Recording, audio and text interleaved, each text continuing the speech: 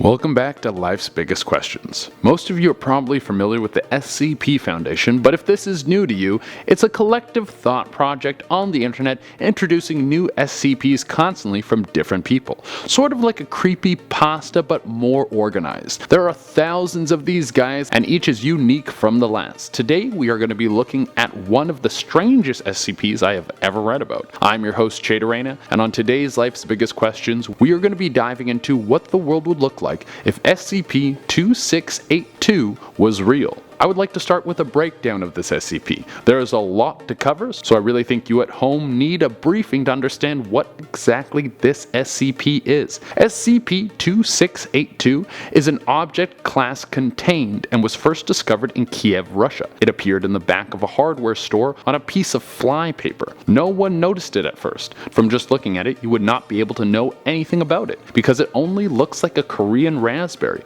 a very harmless looking fruit. It wasn't until some of the employees started to hear what sounded like television static, but they couldn't figure out where the static was coming from. They could only hear it at all times when they were in the hardware store.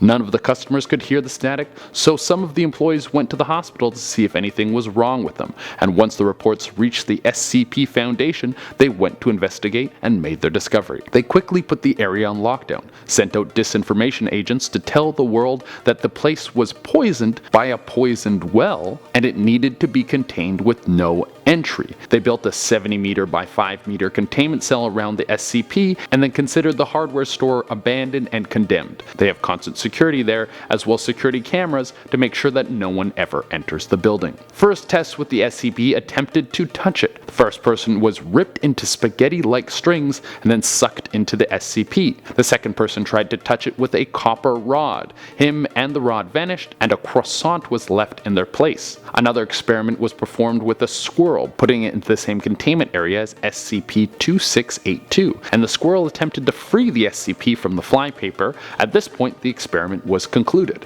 After prolonged exposure to this SCP, it was discovered that the SCP could talk through telepathy with a 35-meter radius. Once this was established, an interview was conducted with SCP-2682. It was discovered that the SCP can only understand what it calls mental electricity given off by sentient beings. It cannot see or understand anything less than that. It could also not tell the difference between the squirrel and the humans. When asked where it came from, it said it comes from limbo mesh in between worlds, and that it was a being of all-knowing that discovered God, gained all of its information, and now only exists to move through dimensions and gain more information. This was the most interesting excerpt from the interview. When asked where it began, it stated this: "Okay, at a certain point in our history, the philosophers were searching desperately for new knowledge. The problem was that we had gotten so far already. With all the knowledge gathered, there was nothing left to know. No questions to ask save for sensitive things. Even the study of wisdom had reached an end. We were all upset, see?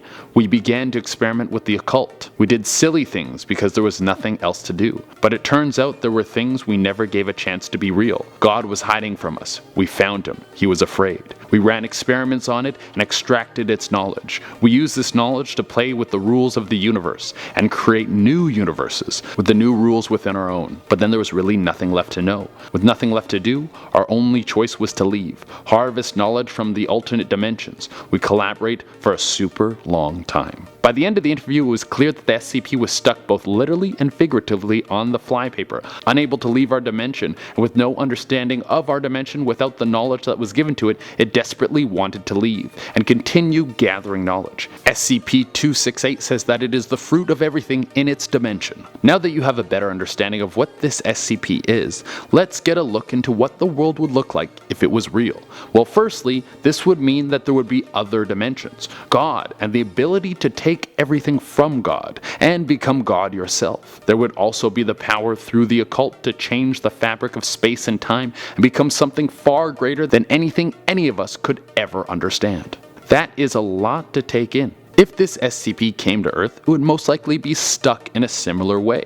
and possibly would fall into the hands of a regular person. We might see an instant connection happen between these two. The human would understand that they possess the most powerful thing possibly in all dimensions, and SCP-268 would desperately be wishing to get out of our dimension so it can continue to gain all the knowledge through the dimensions. But the only way the SCP could do this would be to teach the person the ways of the occult to gain the great power so it could take the SCP out of the Korean raspberry form. This would start as a small allegiance, but then maybe grow into a cult. As said person needed help, they would recruit more people, show them the power of SCP-268. We would have an underground legion of magic users who would be quickly gaining the ability to bend space-time to their will. If they were careful enough, they would be able to gain this power without ever being detected, but if they were, people would try to stop them.